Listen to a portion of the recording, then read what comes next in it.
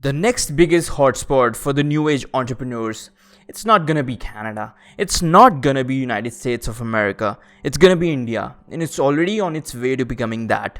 Indian people have their fair share of tasting blood and being outruled by every other foreign competition. But any other foreign competition cannot outrule India's population. Even if China has the biggest of population, it's always gonna be a communist country. Not as free as India, not having so much of people being on the largest platforms on the face of earth, YouTube, Google. The largest population in the world that is consuming media and have access to internet is India. And what does that scan to you? To me, it feels opportunity. The biggest opportunity Indians can ever have in centuries is right now there in India. And here are 5 ways how to make the most out of it. First thing that I would like to say in this is that think like an entrepreneur. If you don't think like an entrepreneur, you can never be an entrepreneur and you can never think of ideas that you can achieve actually.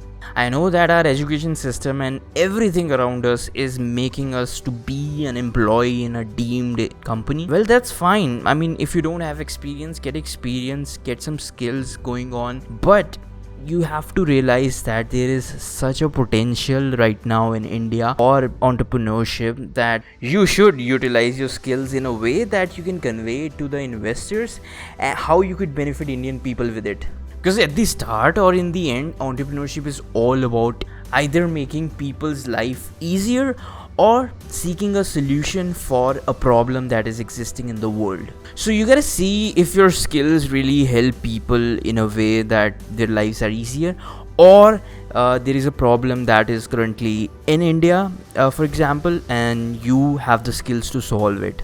Second, I would say is that have the financial freedom to take risk. I mean, not everyone is willing to take risks, but if you want to be an entrepreneur, you have to take risks. And the basic definition of entrepreneurship is the activity of setting up business or businesses, taking on financial risk in the hope of profit. That is the basic of entrepreneurship. If you are not a risk averse, if you're not someone who could take risk in future, take some risk and fail, and get up from that failures and learn from it and then start again. If this quality is not in you, I am really doubtful if entrepreneurship is for you. However, there are a lot of people that in the process of entrepreneurship learn these skills of taking risk and then learning from them and starting then again. I mean, you at least should try it once, not just once. I'm saying because there are going to be a lot of things that you have to figure it out on yourself. So there's going to be a lot of things, there's going to be a lot of risk. There's going to be the biggest risk of all, that is your finances or line. You're working on this idea that you are sure it's going to work, but you're going to have challenges. You have to face them and you have to solve them if you want to be successful. Third, I would say is that believe in yourself. I mean, if someone walks up to you and say that you have a very shitty idea, and then after he or she said that, you also start believing that yeah, it might be a shitty idea. I think it is a shitty idea. I should just shut down everything.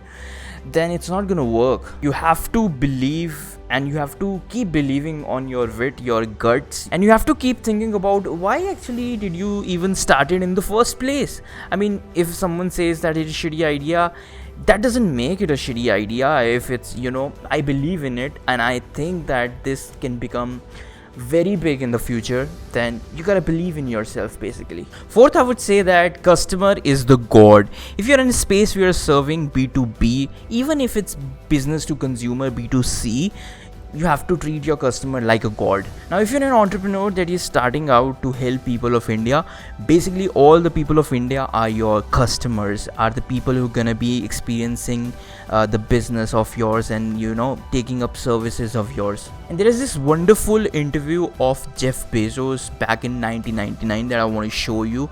He talks about what customers means to him. But I believe that if you can focus obsessively enough on customer experience, selection, ease of use, low prices, more information to make purchase decisions with, If you can give customers all that, plus great customer service, and with our toys and electronics, we have a 30-day return policy.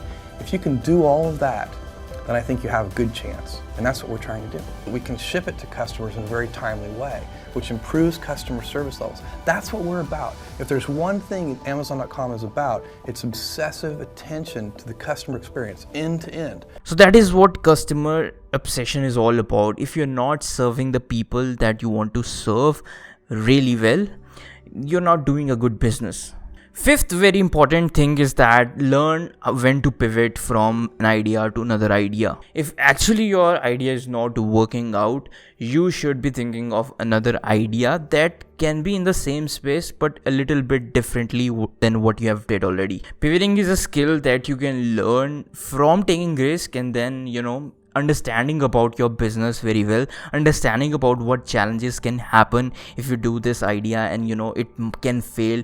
You are making a business plan and you are making risk managing points that can happen eventually if certain things don't turn out the way you want to. So pivoting is a skill that you can either learn from a mentor who has already failed and who has already succeeded in some businesses, or you can learn on your own by taking risk and learning from them.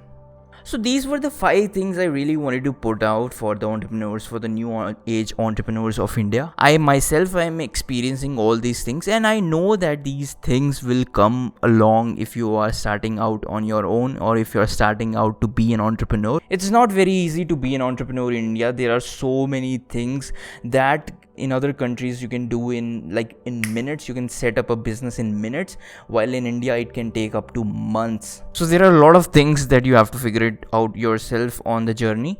But there are some things that are very, very good for Indian entrepreneurs is that you're an Indian citizen. Basically, you are a permanent Indian citizen. Nobody can ever deport you from India.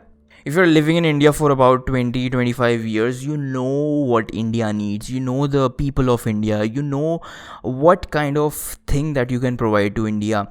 Cost cutting is something that is a skill that Indian people already inherit from their childhood. Cost cutting is a skill that is actually taught in the business schools, and we Indians really know where to cut cost and where to bargain. I mean, there are things that we Indians already have.